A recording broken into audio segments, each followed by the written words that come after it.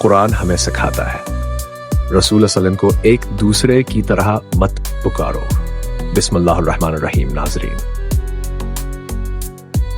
آج social media پر ایک عبارت گردش کر رہی ہے جس میں نبی کریم صلی اللہ علیہ وسلم کے علم غیب کے حوالے سے اختلاف پیدا کیا جا رہا ہے۔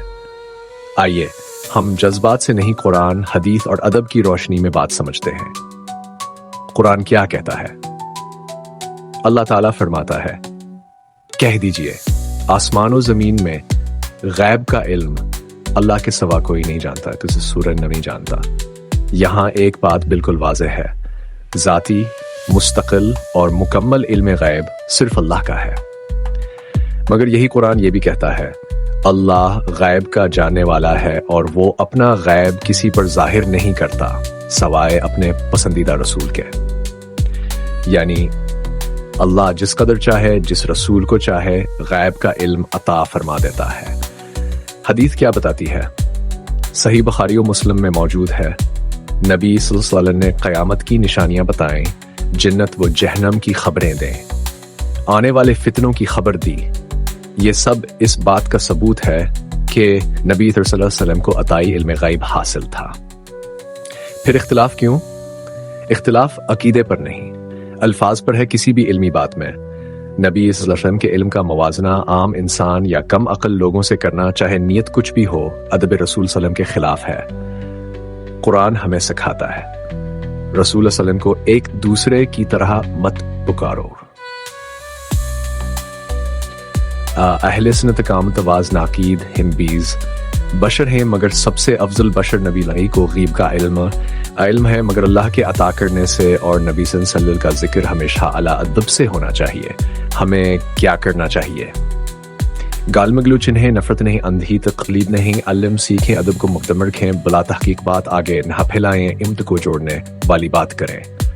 آخری بات، نبی کریم صلی اللہ علیہ وسلم ہماری جان، ایمان اور پہچان ہے، ان کے مقام با اور علم بھی قربان، عقل بھی قربان، اور ادب سب سے پہلے وما علینا الا البلاغ۔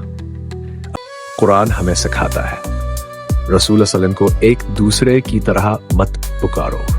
بسم اللہ الرحمن الرحیم۔ ناظرین، آج سوشل میڈیا پر ایک عبارت گردش کر رہی ہے جس میں نبی کریم صلی اللہ علیہ وسلم کے علم غیب کے حوالے سے اختلاف پیدا کیا جا رہا ہے۔ آئیے ہم جذبات سے نہیں، قرآن، حدیث اور ادب کی روشنی میں بات سمجھتے ہیں۔ قرآن کیا کہتا ہے؟ اللہ تعالیٰ فرماتا ہے، کہہ دیجئے آسمان و زمین میں غیب کا علم اللہ کے سوا کوئی نہیں جانتا، کسی سورج نہیں جانتا۔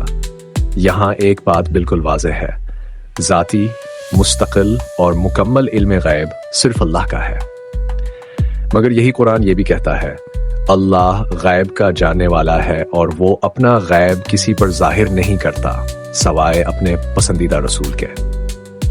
یعنی اللہ جس قدر چاہے، جس رسول کو چاہے، غیب کا علم عطا فرما دیتا ہے۔